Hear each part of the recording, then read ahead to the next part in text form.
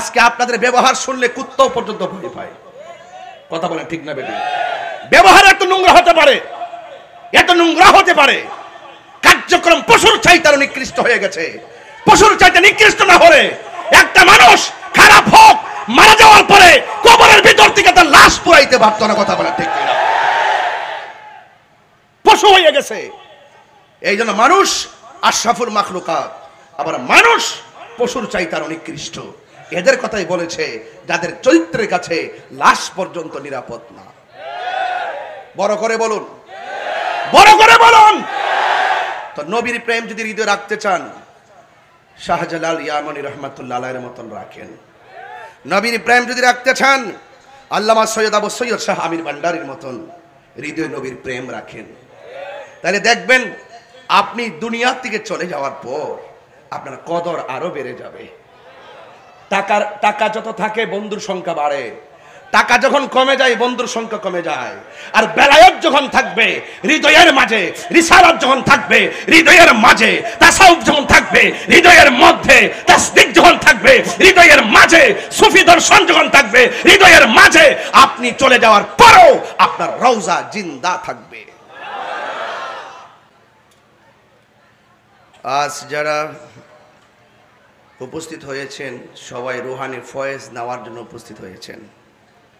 আওলাদের রাসূল সাল্লাল্লাহু আলাইহি ওয়াসাল্লাম, হাদিয়ে জামান, মুর্শিদ বরহক, রাহনুমায়ে শরীয়ত ও তরিকত আল্লামা শাহ সুফি সৈয়দ মুহাম্মদ আবু সৈয়দ শাহ আমির ভান্ডারী আল কাদরি আল চিশতি আল নকশবন্দি আল মুজাদ্দিদি আবু শাহ রহমাতুল্লাহ আলাইহি প্রকাশ বেসাল বার্ষিক উপলক্ষে পবিত্র ঈদ মিলাদুন নবী সাল্লাল্লাহু আলাইহি ওয়াসাল্লাম ও খতমে বুখারী শরীফ আজকের মাহফিলের সদারত যিনি করছেন আমির ভান্ডার দরবার শরীফের সাজ্জাদুন্নশীন আওলাদের রাসূল সাল্লাল্লাহু আলাইহি ওয়াসাল্লাম হযরতুল হাজ আল্লামা শাহ সুফি সৈয়দ মোহাম্মদ তৌহিদ শাহ আমির ভান্ডারী সাহেব এবং নায়েবে সাজ্জাদুন্নশীন শাহজাদা সৈয়দ মোহাম্মদ মুনাওয়ার মিসবাহ শাহ আমির ভান্ডারী সাহেব, আমার পূর্বে প্রথিতযশা অনেক উলামায়ে কেরাম আলোচনা করেছেন। বিশেষ করে আলহাজ আল্লামা আব্দুল আলিম রাজবি আল কাদরি হুজুর মুদ্দাজিল্লাহুল আলী, আলহাজ আল্লামা শ্রদ্ধাভাজন শ্রদ্ধে বড় ভাই আল্লামা হাফেজ মোহাম্মদ ওয়ালিউল্লাহ আশিকি সাহেব মুদ্দাজিল্লাহুল আলী, আমার সহযোদ্ধা সুন্নি জামাতের অতন্দ্র প্রহরী আলহাজ মুফতি আলাউদ্দিন জিহাদি সাহেব মুদ্দাজিল্লাহুল আলী, বক্তব্য রেখেছেন আলহাজ আল্লামা আবুল মুকাররম নঈমি আমিরি সাহেব মুদ্দাজিল্লাহুল আলী, বক্তব্য রেখেছেন আল্লামা খায়রুল আমিন চিশতি সাহেব মুদ্দাজিল্লাহুল আলী সহ আমার ডানে বামে পিছনে অনেক দূর দূরান্ত থেকে এই দরবারের অনেক খলিফারা এসেছেন, অনেক মুরিদানরাও এসেছেন এবং এলাকার স্থানীয় সুন্নি জনতা এসেছেন। আমি দেখেছি প্রায় 20-30 জন পুলিশ প্রশাসন, থানা প্রশাসন, ওনারাও ওই মাহফিলটাকে শৃঙ্খল রাখার জন্যে স্বেচ্ছাসেবকের মতোই তারা আন্তরিক হয়ে কাজ করছেন। যেই প্রশাসন সুন্নিয়তের মাহফিলে আদব নিয়ে, ভালোবাসা নিয়ে এত গভীর রজনী পর্যন্ত তারা দায়িত্বরত আছেন, নিঃসন্দেহে ওই প্রশাসনগুলো সমাজের শ্রেষ্ঠ সন্তান, ঠিক কিনা বলেন? এই জন্য যারা নবীকে ভালোবাসে আমরা তাদেরকে ভালোবাসি, ঠিক কিনা বলেন? যারা ওলি আল্লাহকে ভালোবাসে আমরা তাদেরকে ভালোবাসি, যারা কোরআনকে ভালোবাসে আমরা তাদেরকে ভালোবাসি। যাদের অন্তরে নবীর প্রেম নাই, নবীর ভালোবাসা নাই, সে যেই হোক না কেন, হোক এমপি মন্ত্রী, যাই হোক না কেন, আমরা ওই সমস্ত মানুষদেরকে মূল্যায়ন করি না। তবে হিকমতে, কৌশলে, ধৈর্যের সাথে তাদের সামনে নবীর মহব্বত তুলে ধরি। যদি তাদের খুশনসিব হয় তাহলে সেই দাওয়াত গ্রহণ করে তারা আশিক রাসূল হবে। কথা বলেন, ঠিক কিনা বলেন? আজকের এই আমির ভান্ডার দরবার শরীফে যারা এসেছেন, আমরা অনেক রাত হয়ে গেছে, আমার 9টায় মাইক ধরার কথা ছিল, এখন রাত্র বাজে 1:30টার কাছাকাছি। আমরা যদিও প্রথম শিডিউলটা এভাবে দিয়েছিলাম, পরবর্তীতে আবার আমরা পোস্টার হওয়ার পর শিডিউলটা নাড়িয়েছি। এটা হয়তো আপনারা অনেকে জানেন না, এরপরও আপনারা অধীর আগ্রহে এত গভীর রজনী পর্যন্ত যারা বসে আছেন, সবাই কণ্ঠটাকে উজাড় করে দিয়ে পড়ুন আলহামদুলিল্লাহ।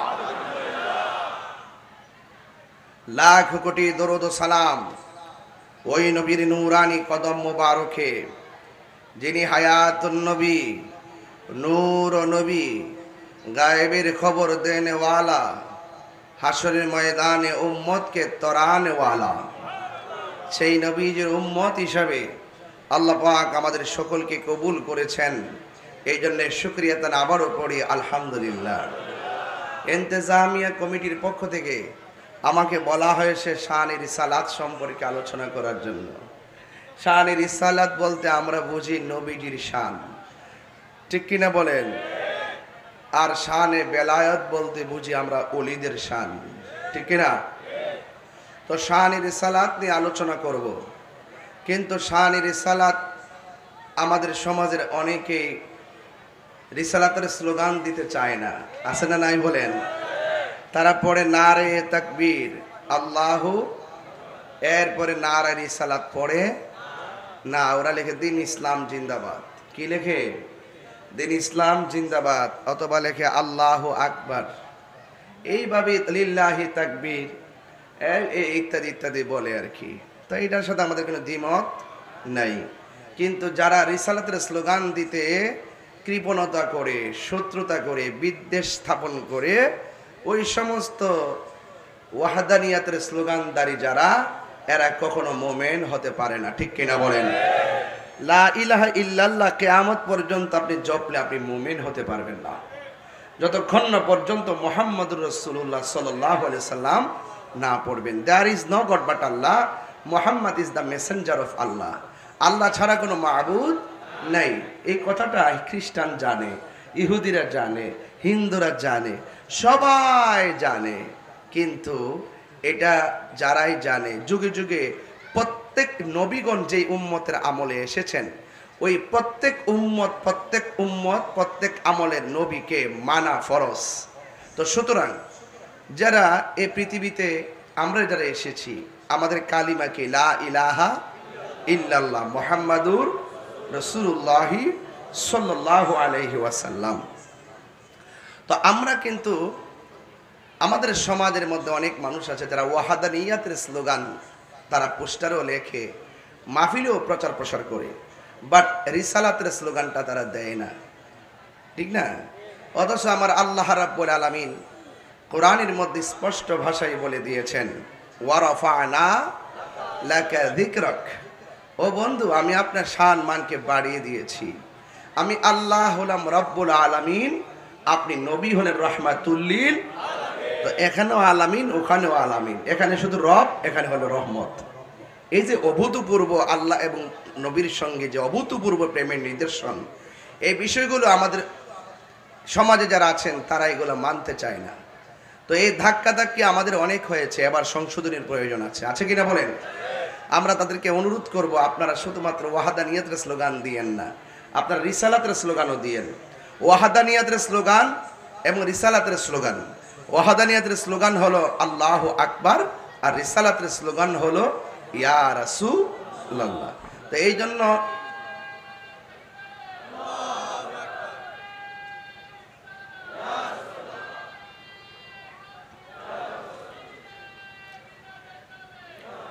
তবে আপনারা আমাকে বিষয় দিয়েছেন, সুন্দর বিষয় দিয়েছেন, শান-ই রিসালাত।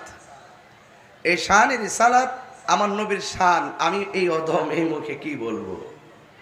স্বয়ং রব যার সম্মান বাড়াইছেন, কতটুকু বাড়াইছেন আমরা কি জানি? আরো যারা আমরা কি জানি? আমরা জানি না। এই জন্য আমরা যদি নবীর শান বলি, আমাদের সম্মান বাড়বে, আমাদের সম্মান।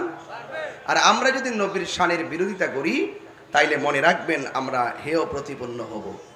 ইহকালও আমরা লাঞ্ছিত হব, আখিরাতেও আমরা লাঞ্ছিত হব। এই জন্য আজকে যারা আমির ভান্ডার দরবার এসেছেন, এই দরবার দেখতেছেন যে আমির ভান্ডার দরবার, কিন্তু এটা মদিনাওয়ালার প্রেম কালেকশন করার সেন্টার। কথা বলেন ঠিক কিনা বলেন? এই জন্য অলি আল্লাহর কাছে গেলে মদিনার খুশবু পাওয়া যায়, অলি আল্লাহদের কাছে গেলে মদিনাওয়ালার মহব্বত পাওয়া যায়। এই জন্য আল্লাহর অলিগণ এই দেশে এসেছেন, আল্লাহর অলিদের মাজারকে আমাদের সুরক্ষা দিতে হবে। কারণ ওলি আল্লাহদের মাজারকে আমরা এইভাবে যেভাবে নিদর্শন করে রাখি, এটা হলো ওলিদের প্রতি আমাদের কৃতজ্ঞতা, ওলিদের প্রতি আমাদের কৃতজ্ঞতা। আপনারা আমাদেরকে দিন শিখিয়েছেন, আপনারা আমাদেরকে মাযহাব শিখিয়েছেন, আপনারা আমাদেরকে হক শিখিয়েছেন, আপনারা আমাদেরকে নবী চিনিয়েছেন। এই জন্য হাজার বান্দাদের ভিড়ে আপনি একজন আল্লাহর বন্ধু, এই জন্য আমরা আপনাকে আলাদা করে সম্মান করে আপনার রওজাটাকে যেন আশেকরা জিয়ারত করতে পারে, জিয়ারতের সুব্যবস্থা করে দিয়ে রাখি। কথা বলেন ঠিক না বেটে? এই সহজ সমীকরণটা আমাদের দেশের অনেকে বুঝতে চায় না। তবে কে বুঝলো আর কে বুঝলো আমি জানি না। তবে যারা ওলি আল্লাহর বিরুদ্ধে অবস্থান নিচ্ছেন বিভিন্ন ধরনের মাজারকে ভাঙচুরের মাধ্যমে, তাদেরকে বলবো আপনারা আর সামনে বাড়বেন না। কারণ সুন্নি জামাত ঘুমে নেই, সুন্নি জামাত এখন জাগ্রত আছে। প্রত্যেকটা মাজারকে রক্ষা করার জন্য ইনশাআল্লাহ প্রতিরোধ কমিটি গঠন করা হবে ইনশাআল্লাহ। কথা বলেন ঠিক না?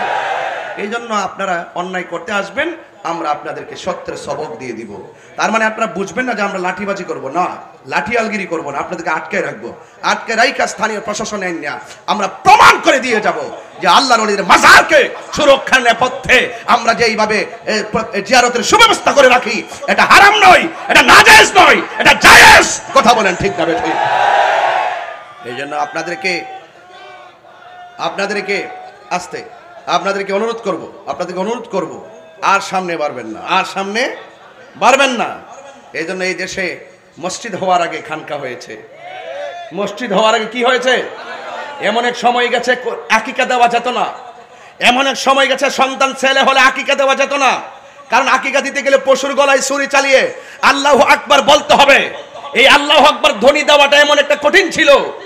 সেই জায়গায় আল্লাহর ওলিগণ দেশে এসে খানকা সাজিয়ে উদউ ইলা সাবিলি রাব্বিকা বিল হিকমাতি ওয়াল মাউইজাতিল হাসানা, অত্যন্ত কৌশলে, হিকমতে, অত্যন্ত দৃঢ়তার সাথে, ধৈর্যের সাথে, আন্তরিকতার সাথে, হিকমতের সাথে ওই মদিনা ওয়ালার প্রেম মানুষের হৃদয়ে ঢেলে দিয়েছেন ব্যবহারের মাধ্যমে। কথা বলেন ঠিক? আজকে আপনাদের ব্যবহার শুনলে কুত্তাও পর্যন্ত ভয় পায়। কথা বলেন ঠিক না বেটি? ব্যবহার এত নোংরা হতে পারে, এত নোংরা হতে পারে, কার্যক্রম পশুর চাইতে নিকৃষ্ট হয়ে গেছে। পশুর চাইতে নিকৃষ্ট না হলে একটা মানুষ খারাপ হোক, মারা যাওয়ার পরে কবরের ভিতর থেকে তার লাশ পুরাইতে পারতো না। কথা বলেন ঠিক কিনা? পশু হয়ে গেছে। এই জন্য মানুষ আশরাফুল মাখলুকাত, আবার মানুষ পশুর চাইতে নিকৃষ্ট। এদের কথাই বলেছে যাদের চরিত্রের কাছে লাশ পর্যন্ত নিরাপদ না। বড় করে বলুন, বড় করে বলুন। তো নবীর প্রেম যদি হৃদয়ে রাখতে চান, শাহজালাল ইয়ামানি রহমাতুল্লাহ আলাইহির মতন রাখেন। নবীর প্রেম যদি রাখতে চান, আল্লামা সৈয়দ আবু সৈয়দ শাহ আমির ভান্ডারীর মতন হৃদয়ে নবীর প্রেম রাখেন। তাহলে দেখবেন আপনি দুনিয়া থেকে চলে যাওয়ার পর আপনার কদর আরো বেড়ে যাবে। টাকা যত থাকে বন্ধুর সংখ্যা বাড়ে, টাকা যখন কমে যায় বন্ধুর সংখ্যা কমে যায়। আর বেলায়েত যখন থাকবে হৃদয়ের মাঝে, রিসালাত যখন থাকবে হৃদয়ের মাঝে, তাসাউফ যখন থাকবে হৃদয়ের মধ্যে, তাসদিক যখন থাকবে হৃদয়ের মাঝে, সুফি দর্শন যখন থাকবে হৃদয়ের মাঝে, আপনি চলে যাওয়ার পরেও আপনার রওজা জিন্দা থাকবে। রাইট রাইট বলুন, আমরা ওলি আল্লাহদের সাথে সম্পর্ক রাখতে চাই কি চাই না? আমাকে রিসালাত দিয়েছেন, আমি ওই কথাটাই বলতে চেষ্টা করব। বান্দা কখনো বন্ধু হয়ে যায়। আরে আমিও বান্দা, আপনিও বান্দা। হযরতে শাহ সৈয়দ মোহাম্মদ আবু সৈয়দ শাহ আমির ভান্ডারী রহমাতুল্লাহ আলাইহি তিনিও বান্দা। কিন্তু বান্দা এবং বন্ধুর মধ্যে পার্থক্য কি?